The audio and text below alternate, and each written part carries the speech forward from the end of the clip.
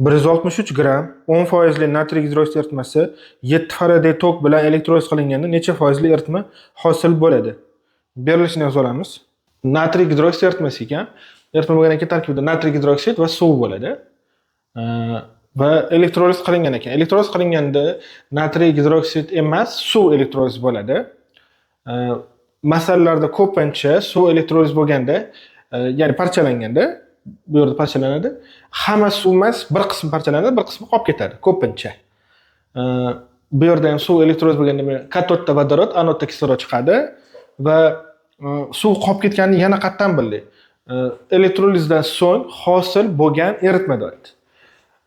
Reaksiyada natriy gidroksid qatnashmayapti, demak natriy gidroksid o'zi chiqadi, mana o'zgarmasdan. Va agar suv qolib ketsa, suv ham qolib ketgan suv ham o'zgarmasdan chiqadi. Agar qolib ketsa va qolib ketsa, suv bilan natriy gidroksid eritma bo'ladi.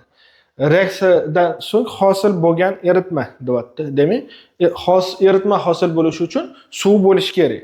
Ya'ni suv qolib ketgan bo'lishi kerak va o'sha natriy gidroksid bilan birgalikda eritmani hosil qilish kerak. Agar hamma suv elektroliz bo'lganda suv qolib ketmasdi.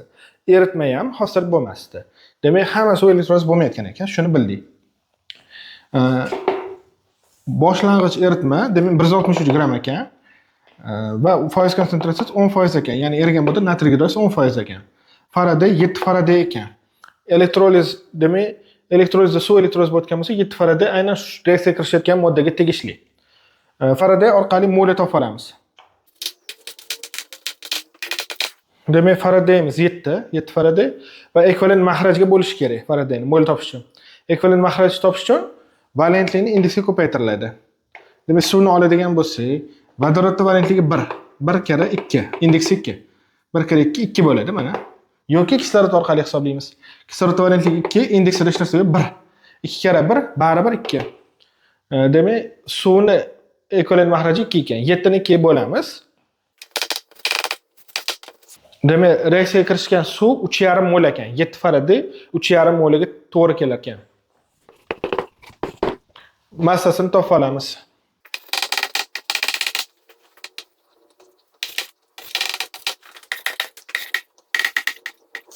Xo'p, demak, massasini topib olamiz. Suvni, mana shu suvni molni molar massasiga ko'paytirib, mol 3,5 mol. Molar massasi Mendeleyev jadval orqali topiladi. Vodorod 1, 2 tasi 2, kislorod 16, qo'shsak 18. 3,5 18 ko'paytirsa 63 gram suv ekan. 63 gram suv elektroliz bo'libdi. Ya'ni elektroliz bo'lib, gazga aylanib chiqib ketibdi.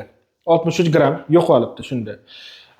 Eritma dastlab 163 gram bo'lgan bo'lsa, 63 gram chiqib ketgan bo'lsa, qancha gram qoladi hosil bo'lgan eritmada?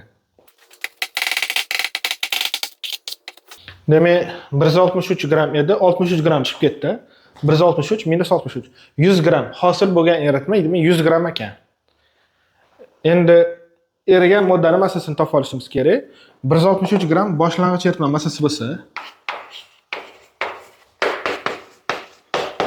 eritma doimo 100% bo'ladi. Ya'ni 163 gram eritma bo'lsa, u 100% bo'ladi.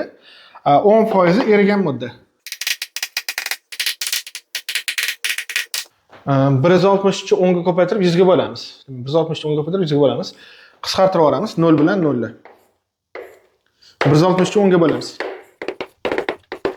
Demak, natriy gidroksid 16,3 gram ekan. Shu natriy gidroksid mana mashina o'zi 16,3 gram.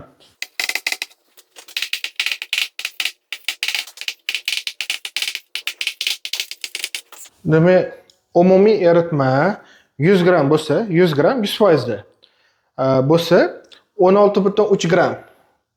Necha foizda? X qo'yamiz va proporsiya topamiz. 16,3 gram 100 ga ko'paytirib 100 ga bo'lamiz. 16,3 100 ko'paytirilgan bo'lingan 100. 100 bilan 100 qisqarib ketadi, 16,3 o'z qoladi. 16,3%. Bu natriy gidroksid foiz konsentratsiyasi.